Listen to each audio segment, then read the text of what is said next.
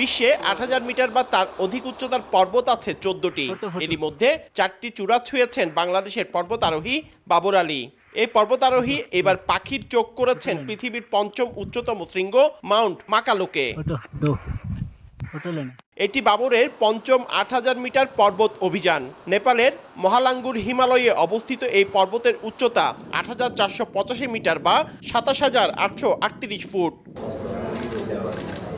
পর্বতারোহণ club vertical dreamers আয়োজিত এক সংবাদ সম্মেলনে অভিযানের বিস্তারিত জানানো হয়। এরপর বাবরের হাতে তুলে দেওয়া হয় লাল সবুজের পতাকা।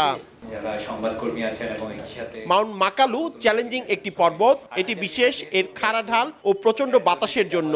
সেই চ্যালেঞ্জ নিতে প্রস্তুত বাবর আলী।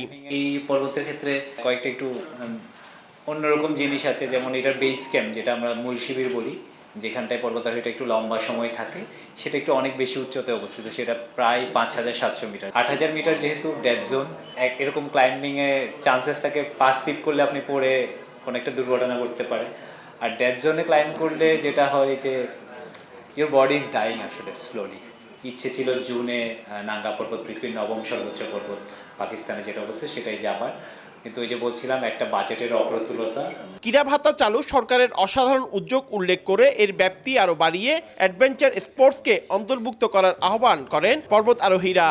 এক্সপেক্ট করব গভর্নমেন্টের কাছে যে এটার ব্যাপ্তিটা আরেকটু বাড়িয়ে, যেহেতু অ্যাডভেঞ্চার স্পোর্টস বা এন্ডুরেন্স স্পোর্টস, আমরাও তো আসলে দেশকে প্রতিনিধিত্ব করি। এই জিনিসটাও মেসেজটাও কনভে করার থাকবে, যাতে এন্ডুরেন্স স্পোর্টস বা অ্যাডভেঞ্চার স্পোর্টস এই দিকটাতেও হচ্ছে খানিকটা নজর দেওয়া হয়। বর্তমান সরকার এখন ক্রীড়া ক্ষেত্রকে খুব বেশি ফোকাস করছেন। অলরেডি বেশ কিছু স্পোর্টসম্যানকে পেরোলের আন্ডারে নিয়ে গেছেন, সামনে আরো পেরোলের আন্ডারে নিয়ে যাওয়ার ইচ্ছা আছে।